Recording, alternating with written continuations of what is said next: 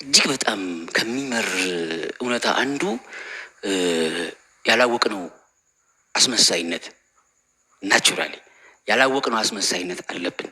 ለምሳሌ ስለ ኢትዮጵያዊነት የሆነ ደስ የሚል ዘፈን ብንሰማ ይነዝረናል። ጥሩ ነገር ኖሮ ሊሆን ይችላል። ስለ ኢትዮጵያዊነት ብንጠየቅ የምናወራቸው ነገሮች አሉ። ግን ግብራችን ያንን ያወራነውን ነገር ነው ወይ?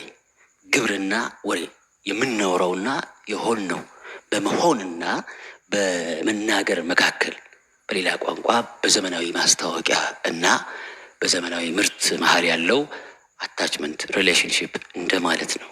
ለአንድ ኢትዮጵያዊነት ኢትዮጵያዊ ባይሆን በራሱ ኢትዮጵያዊ ሳይሆን ራሱን ሆኖ ቢኖር ምን ይጎልበታል? ኢትዮጵያዊ በመሆኔ ምንድነው ያገኘሁት የሚል ጥያቄ ቢያነሳ አብዛኛው ሰው ምን ይጎልበታል? በቀላል ምሳሌ መርካቶ ያለ ነጋዴ ወይም ደግሞ ሌላ በቢዝነስ ሙያ የተሰማራም ሰው እንውሰድ።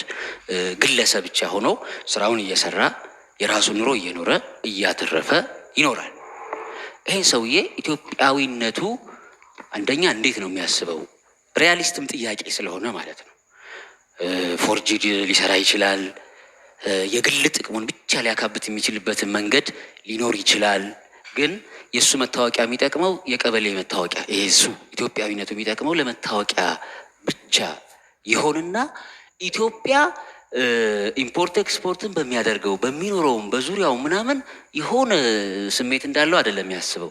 ገንዘብ ስላለው እየነገደ ነው፣ ትርፉን እያገኘ ነው፣ ልጆቹን እያስተማረ ነው። እሱ በሚያስበው የህይወትም ሆነ አጠቃላይ ትርጉም ኢትዮጵያዊነትን ከዚህ ነጥሎ ላይመለከተው ይችላል። ይሄ ደግሞ እኛስ ውስጥ አብዛኞቻችን ውስጥ አይደለም ወይ? ሀገርነት ስንል በተለይ ፍራተርኒቲ የሚባለው ቃል የፍራተርኒቲ ብራዘርሁድ ማለት ነው። አንድ ሩቅ ኮመን ጎል አስቀምጦ ስለ ራስ ብቻ ሳይሆን ስለ ሌላውም የምንሰጠው ቦታ ምን ያክል ነው የሚለውን ጥያቄ አሰብኩት፣ ለራሴም ጭምር ነው። የእውነት ከኔ ባሻገር ላለ ሰው ምን እንደው የእውነት አዛኝ ነኝ? ይሄን ተደብቄ ለራሴ የምጠይቀው ጥያቄ ነው።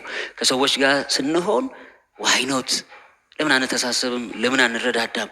በነገራችን ላይ እኮ ስለ ሌሎች መጨነቅ አለብን እና እንዲህ ብናድርግ ብለን ኮመን ባህሪያችን ነው፣ እናወራዋለን።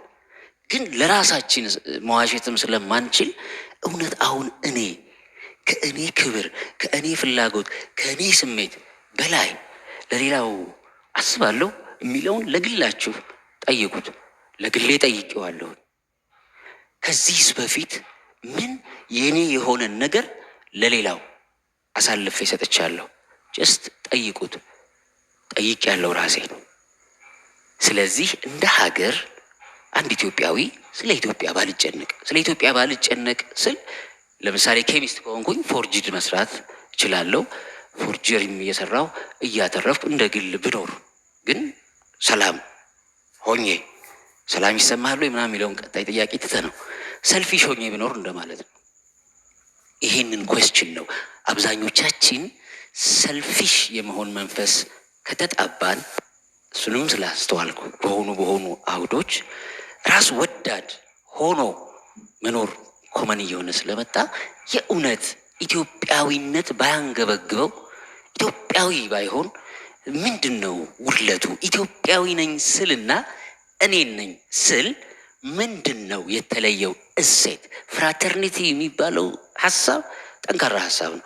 ሩሶ ነው ሶሻል ኮንትራክት የሚል ፊሎሶፊ የፍሬንች ሪቮሉሽን ማለት ነው። ጅዝ ጎልደን በጣም ያ አብዮት ሲመጣ አራት ነገሮች እነዚህ ፍራተርኒቲ፣ ሊበርቲ፣ ኢኳሊቲ እና ወሳኝ የሆኑ ሶሳይቲ ላይ በማንጸባረቅ ወንድማማችነት ልናመጣ እንችላለን የሚለውን ሀሳብ በሚገርም ጥልቀት የጻፈው። ስለዚህ